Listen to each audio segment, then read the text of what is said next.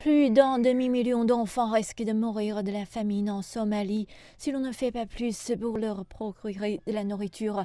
Le Programme alimentaire mondial des Nations Unies travaille sans relâche pour fournir une aide aux personnes déplacées par la sécheresse et les conflits.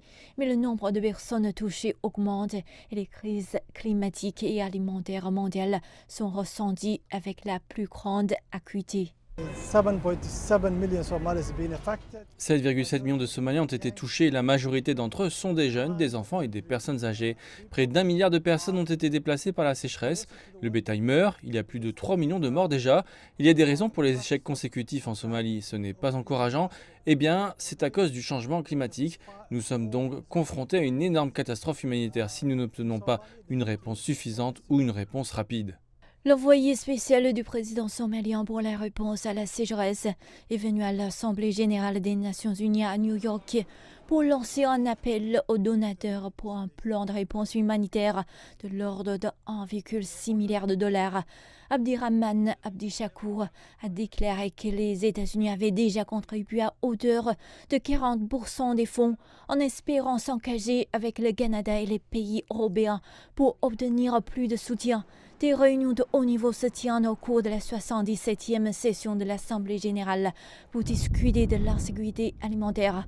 Il y a une aggravation de la crise humanitaire en Afrique de l'Est, dans la Corne de l'Afrique et au Sahel. Et l'impact mondial de la crise ukrainienne a entraîné des niveaux d'insécurité alimentaire sans précédent.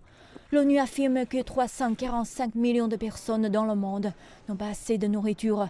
Le secrétaire général de l'ONU, Antonio Guterres, a contribué à la conclusion d'un accord pour les exportations de céréales ukrainiennes et continue de faire pression pour lever les obstacles aux exportations d'engrais chimiques russes. En 2022, nous ne manquons pas de nourriture. Nous avons un problème de distribution. Nous avons besoin d'un mécanisme pour permettre aux pays en développement menacés de famine d'avoir accès à la nourriture disponible.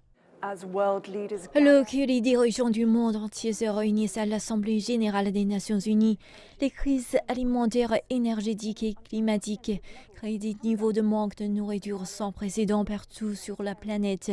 La Somalie est au bord de la catastrophe humanitaire. La famine y est évitable si suffisamment d'actions sont prises ici.